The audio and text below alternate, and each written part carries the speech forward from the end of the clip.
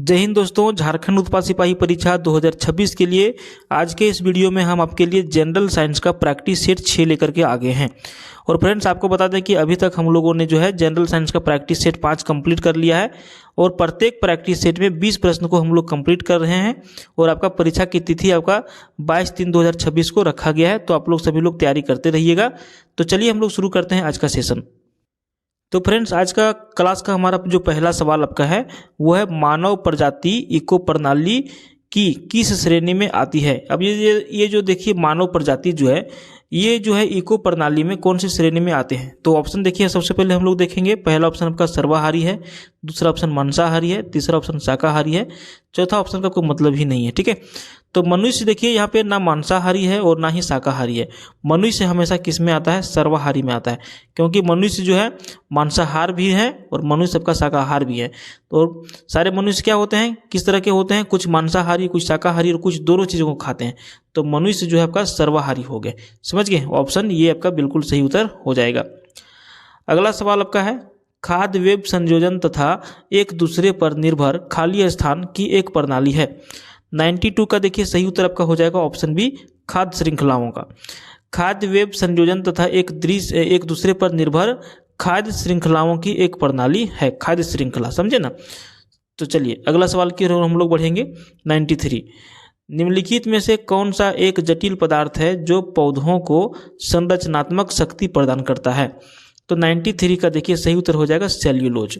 Cellulose जो है पृथ्वी पर सबसे प्रचुर मात्रा में पाए जाने वाले जैव पदार्थों में से एक है और यह जो है आमतौर पर पौधों द्वारा संश्लेषित होता है। तो हम लोग क्या इसका आंसर करेंगे? सेल्यूलोज करेंगे इसका आंसर। अगला सवाल देखिए, एक सीधी सड़क पर कार की गति निम्न में से किस गति का उदाहरण है। अब मान के चलिए एक कोई सड़क है जो बिल्कुल सीधा है, कहीं भी टेढ़ा नहीं, ये लाइन हमारा टेढ़ा हो गया और कोई भी कार जो है फिर कोई भी गाड़ी जो है एक सीधी रेखा में चलती है। वही सवाल पूछ रहा है कि एक सीधी सड़क पर कार की गति निम्न में से किस गति का उदाहरण है। तो 94 का हम लोग आंसर करेंगे रेखीय गति का। देखिए समझे, तो सीधी सड़क पर किसी कार या किसी वाहन की गति एक रेखीय गति का उदाहरण है और रेखीय गति में कोई भी पिंड जो है या फिर कोई भी वस्तु जो है एक सीधी यानी कि सरल रेखा में गति करते रहता है। जैसा कि हमने ये बताया, एक सीधी सड़क है और जिसमें कोई कार आपका जा रहा है, तो ये क्या हो जाएगा? रेखीय गति का उदाहरण हो जाएगा।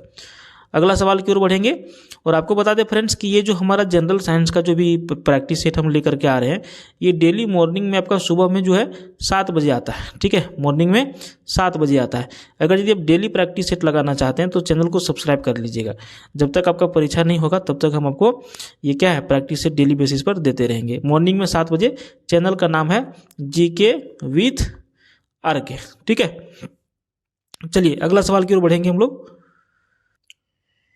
देखिए फ्रेंड्स, अगला सवाल 95 है कि आवृत्ति का एसआई मात्रक क्या होता है। आवृत्ति का अंग्रेजी में हम लोग क्या कहते हैं? फ्रीक्वेंसी कहते हैं। ठीक है, फ्रीक्वेंसी कहते हैं और इसका जो एसआई मात्रक होता है वो उसको क्या कहा गया है? तो इसको कहा गया हर्ट्ज। ठीक है, आवृत्ति का एसआई मात्रक जो होता है वो हर्ट्ज सबका होता है, यानी कि ऑप्शन बी हम लोग सही आंसर कर देंगे। उसके बाद देखिए नेक्स्ट क्वेश्चन है 96 नंबर कि निम्नलिखित में से कौन सा प्राकृतिक गैसों का एक प्राथमिक घटक है। प्राकृतिक गैस का एक प्राथमिक घटक निम्नलिखित में से कौन सा है? 96 का हम लोग आंसर करेंगे ऑप्शन सी, मीथेन। प्राकृतिक गैस का मुख्य घटक जो होता है मीथेन होता है और यह जो है एक कार्बनिक ज्वलनशील पदार्थ होने के कारण यह जो है ईंधन के रूप में भी इसका प्रयोग किया जाता है। किसका? मीथेन गैस का। समझे?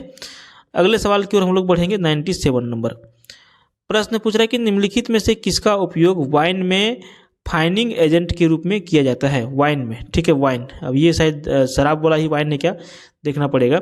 निम्नलिखित में से किसका उपयोग वाइन में फाइनिंग एजेंट के रूप में होता है।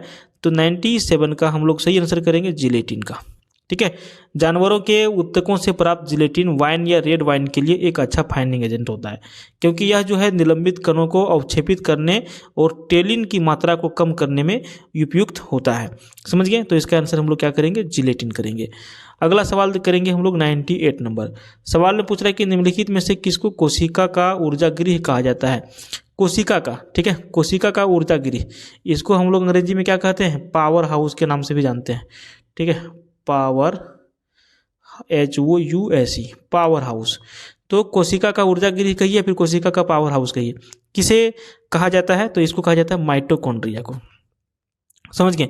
माइटोकॉन्ड्रिया है जिन्हें कोशिका का ऊर्जा गृह अथवा पावर हाउस के नाम से जाना जाता है। समझ गए। इसका आंसर क्या करेंगे हम लोग, ऑप्शन बी करेंगे। 99 नंबर देखिए, प्राकृतिक रबड़ एक बहुलक है। जो प्राकृतिक रबड़ है ये किसका बहुलक है, तो ये है आइसोप्रीन का बहुलक। प्राकृतिक रबड़ आइसोप्रीन का जो है बहुलक है। समझ गए। अगला सवाल देखिए 100 नंबर, अनुदैर्ध्य तरंग का एक उदाहरण है। जो अनुदैर्ध्य तरंग जो है इसका एक उदाहरण है, तो किस चीज़ का ये उदाहरण है, तो ध्वनि की तरंग। अनुदैर्ध्य तरंग जो होता है ये ध्वनि की तरंग का एक उदाहरण है। समझ गए। ऑप्शन बी यहाँ पर सही उत्तर हो जाएगा। उसके बाद देखिए 101 नंबर, प्रकाश विद्युत प्रभाव की खोज निम्नलिखित में से किसने किया था। प्रकाश विद्युत प्रभाव की खोज, प्रकाश विद्युत प्रभाव की खोज किनके द्वारा किया गया था, तो ये किया गया था आपका Heinrich Rudolf Hertz. Heinrich Rudolf Hertz के द्वारा जो है प्रकाश विद्युत प्रभाव की खोज किया गया था। ठीक है। अगला सवाल देखिए 102 नंबर, नीलगाय जो है निम्नलिखित में से कौन सी परिवार से संबंधित है। अब नीलगाय का नाम आप लोगों ने बहुत सुना होगा, तो ये किस परिवार से संबंधित है, तो यहाँ पे देखिए भेड़ तो होगा नहीं और बकरी तो होगा नहीं, अब बच गया हिरन और बच गया गाय। अब ये गाय भी नहीं होगा, यहाँ पे सिर्फ इसके नाम के पीछे नीलगाय लगा हुआ, जबकि ये गाय प्रजाति का है ही नहीं, ये आपका हिरन प्रजाति का है। समझ गए। नीलगाय जो है सबसे बड़ी एक एशियाई मृग यानी कि हिरन जैसी है और उसी प्रजाति की है। मृग जो है मजबूत अस्थाई सींग वाले जीव हैं। मृग जो होते हैं मजबूत और अस्थाई सींग वाले जीव होते हैं। और जो मृग जो होते हैं ना, जो हिरन जो होते हैं, इसकी 90 से ज़्यादा प्रजातियां पाई जाती हैं। अलग अलग प्रकार की, अलग अलग नाम से इसको जाना जाता है। समझ गए। तो नीलगाय जो है निम्नलिखित परिवार से संबंधित है, तो ये आपका हिरन यहाँ पर बिल्कुल सही उत्तर हो जाएगा। अगला सवाल देखिए, कोशिकीय एवं आणविक जीव विज्ञान केंद्र कहाँ स्थित है। कोशिकीय एवं आणविक जीव विज्ञान केंद्र कहाँ पर स्थित है। 103 नंबर का हम लोग सही आंसर करेंगे, ऑप्शन ये हैदराबाद में। समझ गए। सेल्यूलर और आणविक जीव विज्ञान केंद्र हैदराबाद में स्थित है। अगला सवाल की ओर बढ़ेंगे 104 नंबर, सवाल में पूछ रहा है कि पक्षियों तथा सरीसृप वर्ग के प्राणियों द्वारा निषेचित अंडे का आवरण किस पदार्थ का बना होता है। तो इसका देखिए सही उत्तर हो जाएगा 104 नंबर का, ऑप्शन बी कैल्शियम का। पक्षी और सरीसृप जैसे अन्नप्रजक जो है प्राणियों का जो निषेचित अंडे होते हैं, इसका जो आवरण होता है, जो ऊपर वाला कवर आप जो देखते हैं, आवरण जो होता है, ये क्या होता है ना कि ये कैल्शियम का बना होता है। किसी का बना होता है, कैल्शियम का बना होता है। समझे। तो इसका आंसर ऑप्शन बी करेंगे। अगला सवाल देखिए, यूकेरियोटिक कोशिकाओं में ऊर्जा उत्पादन के लिए कौन सा अंग जिम्मेदार होता है। 105 नंबर का हम लोग सही उत्तर करेंगे, ऑप्शन सी माइटोकॉन्ड्रिया। सवाल क्या है कि यूकेरियोटिक कोशिका जो होता है में ऊर्जा उत्पादन करने के लिए कौन सा अंग जिम्मेदार होता है, तो माइटोकॉन्ड्रिया होता है। माइटोकॉन्ड्रिया जो है कोशिका का पावर हाउस भी कहा जाता है। अभी हम लोगों ने 2-3 प्रश्न के पहले देख लिया है, क्योंकि वे सेल्यूलर शोषण के माध्यम से एटीपी कोशिका की ऊर्जा जो है ऊर्जा मुद्रा जो है उत्पन्न करते हैं। समझ गए। अगला सवाल की ओर बढ़ेंगे 106 नंबर, मानव शरीर में लाल रक्त कोशिकाओं का क्या कार्य है। जो मानव शरीर है इसमें लाल रक्त कोशिकाएं जो होती है, रेड ब्लड सेल, ठीक है, आरबीसी, इसका क्या काम होता है, तो इसका काम होता है आपका ऊतकों तक ऑक्सीजन पहुंचाना। लाल रक्त कोशिकाएं जो होती हैं ये फेफड़ों से शरीर के ऊतकों और अंगों तक जो है ऑक्सीजन ले जाने के लिए विशिष्ट होते हैं। समझ गए। तो इसको ध्यान में रखेंगे। एक जो WBC होता है, वाइट ब्लड सेल, जो रोगों से लड़ने के लिए जो है उसमें क्षमता प्रदान करती है, WBC। और अगला सवाल 107 नंबर, लेंस की क्षमता किस में मापी जाती है। 107 नंबर, इसका सही उत्तर हो जाएगा डायोप्टर में। लेंस की क्षमता जो है और इसकी जो SI मात्रक है वो होता है डायोप्टर, जिसे D से इंगित किया जाता है। किससे, D से, ठीक है। और उत्तल लेंस की क्षमता जो है धनात्मक होता है और अवतल लेंस की क्षमता ऋणात्मक होता है, ये भी आप ध्यान में रखिएगा। अगला सवाल देखिए 108 नंबर, निम्न मिश्र धातुओं में किसमें तांबे की मात्रा अधिकतम होती है। तो यहाँ पे देखिए कांसा है, गन मेटल है, पीतल है और जर्मन सिल्वर है। आजकल देखिए झारखंड में शादी का सीजन भी चल रहा है, तो जब बर्तन के दुकान में आप जाइएगा ना, तो दुकानदार पूछता है कि क्या चीज़ का लीजिएगा, कांसा का लीजिएगा कि गन मेटल का लीजिएगा कि पीतल का लीजिएगा कि जर्मन सिल्वर का लीजिएगा। सब चीज़ का जानते हैं अलग अलग रेट होता है। अब ये जो अलग अलग रेट होता है, इसका अलग अलग रेट होने का कारण है, ठीक है, हम एक बार सवाल फिर से पढ़ लेते हैं कि निम्नलिखित में से किसमें तांबे की मात्रा अधिकतम होती है। तो आपको देखिए हम बताते हैं, 108 नंबर का सही उत्तर हो जाएगा कांसा में। ठीक है, पीतल में जो है 68 से लेकर के 71% तक तांबा तथा शेष जो है जस्ता उपस्थित होता है। और कांसा जो होता है इसमें 88% तांबा रहता है। जो कांसा जो होता है इसमें 88% तांबा होता है, जबकि इसमें 12% का जो है टीन उपस्थित होता है। किसमें? कांसा में। यहाँ पे लिख दें क्या? चलिए यहाँ पे हम लिख दे रहे हैं, ये जो है आपका कांसा। कांसा में क्या होता है? 88% क्या होता है? तांबा होता है, जो प्योर कांसा रहेगा उसमें। और 12% क्या रहेगा? 12% इसमें रहेगा टीन। क्या रहेगा? टीन रहेगा। ये आपका हो गया कांसा का। उसके बाद देखिए, जबकि 12% में टीन रहेगा। और जर्मन सिल्वर जो होता है, जर्मन सिल्वर में तांबे की उपस्थिति लगभग 50% होती है। ये जो जर्मन सिल्वर आपका है इसमें जो है तांबे की कितना होगा? उपस्थिति 50% होती है।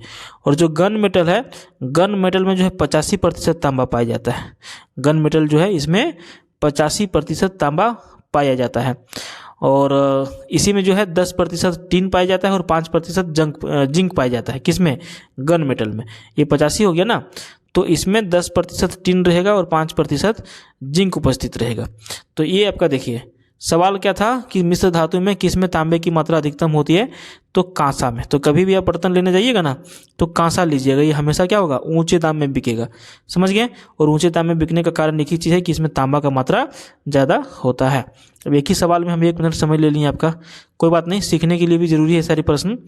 और आपको हम फिर से एक बार बता देते हैं कि सुबह में 7 बजे डेली हमारा ये वीडियो आ रहा है। अगर यदि आप डेली प्रैक्टिस सेट लगाना चाहते हैं तो चैनल को सब्सक्राइब करिएगा। और डेली का जो शाम में 7 बजे हमारा झारखंड जीके का वीडियो आ रहा है, ठीक है, झारखंड जीके और जीके जीएस डेली अल्टरनेट हमारा ये वीडियो आ रहा है। कभी झारखंड जीके आता है, कभी जीके जीएस आता है शाम में 7 बजे, और मॉर्निंग में जनरल साइंस का जीके आ रहा है। अगला सवाल देखिए, खगोलीय दूरबीन द्वारा बना प्रतिबिंब कैसा होता है? जो खगोलीय दूरबीन होता है इसमें जो प्रतिबिंब बनता है वो किस प्रकार का होता है?